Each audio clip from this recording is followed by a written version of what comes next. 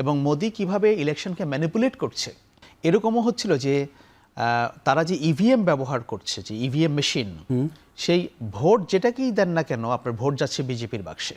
আকবর, আপনি একটু বলবেন, সেটি হচ্ছে যে আমরা যেটা পারি না, আমাদের এখানে নির্বাচন হলে আমরা সেই সরকারকে ক্ষমতা ছাড়তে হয়, অন্তর্বর্তী সরকার বা তত্ত্বাবধায়ক সরকার ব্যবস্থার অধীনে নির্বাচন হয়, কিন্তু ভারতে সেটা হয় না।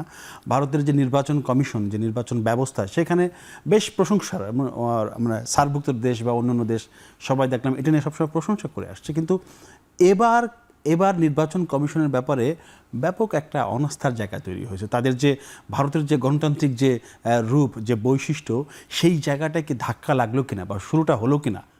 হ্যাঁ, এটা এখন থেকে তৈরি হয়নি। এটা মোদি ক্ষমতায় আসার পর থেকে 2014-তে তো প্রথম ইলেকশনে ক্ষমতায় উনি আসলেন না, এর পরের যে ইলেকশনটা হলো সেই ইলেকশন থেকেই কিন্তু এই প্রশ্নগুলো উঠছিল। কারণ এমন কিছু জায়গায়, যে বিশেষ করে উত্তরপ্রদেশে যখন মুখ্যমন্ত্রীর রাজ্য পরিষদের ভোট হলো, তখন এরকমও হচ্ছিল যে তারা যে ইভিএম ব্যবহার করছে, যে ইভিএম মেশিন, সেই ভোট যেটাকেই দেন না কেন আপনার ভোট যাচ্ছে বিজেপির বাক্সে। এরকম কিন্তু কংগ্রেস এটা একদম ফর্মালি অ্যালিগেশন তুলেছিল, একদম আনুষ্ঠানিকভাবে তারা এটা বলেছিল যে এই যে একটা ফল্টি ইভিএম সিস্টেম করা হয়েছে, এটাকে ম্যানিপুলেট করা হচ্ছে in favour of BJP. Vote আমি যেখানেই দেই, ভোট যাবে বিজেপিতে। আচ্ছা, এটা কিন্তু তারা একদম ফর্মালি বলেছে কংগ্রেস 2018 সালের 19 সালের নির্বাচনের সময়। এবং তারা বলেছিল যে এই ইভিএম মেশিন এগুলো বাতিল করতে হবে। এবং মোদি কিভাবে ইলেকশনকে ম্যানিপুলেট করছে, হ্যাঁ, তার কিছু সরাসরি ইনভেস্টিগেশন করে কংগ্রেস কিছু মানে প্রমাণও তারা হাজির করেছিল। কিন্তু আপনি জানেন যে দেখেন, ভারত হচ্ছে একটা অনেক বড় দেশ, এবং ভারতের যেটা হয় যে ওরা তো দীর্ঘ বছর ধরে, বহু বছর ধরে ডেমোক্রেসি প্র্যাকটিস করছে ইমিডিয়েটলি আফটার দেয়ার ইন্ডিপেন্ডেন্স, মানে ব্রিটিশ থেকে আলাদা হওয়ার পর থেকে। আর আমাদের ক্ষেত্রে যেটা হয় যে, যেহেতু আমরা একসময় পাকিস্তানের অংশ ছিলাম, আমাদের তো তখন ডেমোক্রেসি ছিলই না, এমনকি বাংলাদেশ অংশেও তো আমরা ডেমোক্রেসি চর্চা করতে পারি নাই। আপনি দেখেন আমাদের 55 বছরের বাংলাদেশের ইতিহাসে আমাদের সোকল ডেমোক্রেসি কয়বার ছিল, কয়টা ইলেকশন আমরা করতে পেরেছি? আমরা তো পরপর 2টা ভালো নির্বাচন করতে পারি নাই, পেরেছি কি না?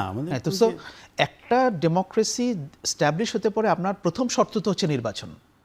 বাকি আপনি যা যা বলবেন ওগুলো হচ্ছে দ্বিতীয়, তৃতীয়, চতুর্থ, পঞ্চম। প্রথম হচ্ছে আপনাকে একটা সুষ্ঠু, অবাধ, গ্রহণযোগ্য নির্বাচন হতে হবে। আমি বলি না যে একেবারে অনেক পারফেক্ট ইলেকশন 100%। অনেকে বলে 91-96 মোটামুটি একটা, সেটা ছিল 91 সালে, কিন্তু ইলেকশন হওয়ার পরে 96-তে কিন্তু প্রথম দফা ইলেকশনটা কিন্তু একতরফা একটা ভোট ট্রিগিং ইলেকশন ছিল বিএনপির আমলে, এটা মাথায় রাখতে হবে।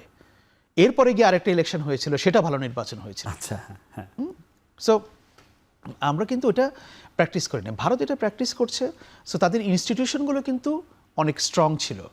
বাট নরেন্দ্র মোদী ক্ষমতা আসার পর থেকে একটা ডিগ্রেডেশন শুরু হয়েছে, এবং তাদের যে ডিগ্রেডেশনটা শুরু হয়েছে, এটা কিন্তু ভারতের পলিটিক্যাল পার্টি এবং সিভিল সোসাইটি সবাই একটা বলছে বিভিন্ন সময়।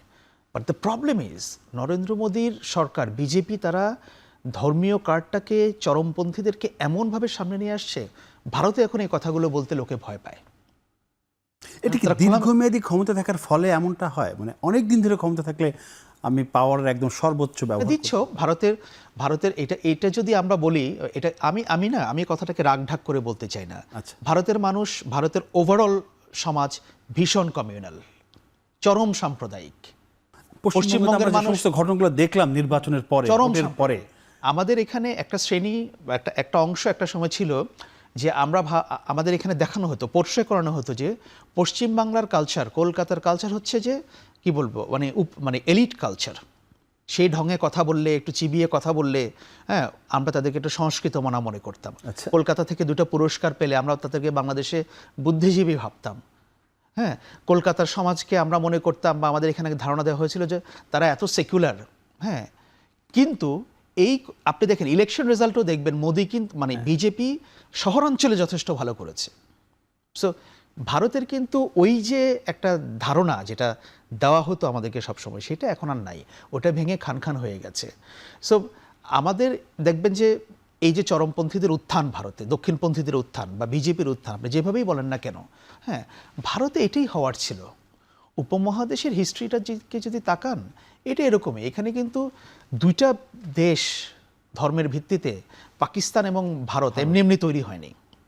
এটা কিন্তু এমনি এমনি তৈরি হয় নাই। বাংলাদেশে আজকাল অনেকেই বলার চেষ্টা করেন যে না, হ্যাঁ এটা এরকম হলো কেন, প্রয়োজনই তৈরি হয়েছে, অবশ্যই প্রয়োজন ছিল হ্যাঁ, ভাগ হওয়া। এবং সেটা তখন ওই যে এখন আপনারা যেগুলো দেখতে পাচ্ছেন ভারতে উগ্র হিন্দুত্ববাদীদের যে আচরণ আমরা দেখছি, বা তাদের যে প্রভাব, সে একই জিনিস তো আমরা হিস্টোরিক্যালি যদি দেখি যে 47-এর আগেও ছিল বা ওই সময়টার মধ্যে তো ছিল। তো এই যে ইতিহাস কথা, ইতিহাস তো কখনো ইতিহাস মানে history never says goodbye, history repeats itself, ইতিহাস ফিরে আসে। আমি মনে করি যে ভারতে সেই ইতিহাসটা ফিরে আসছে।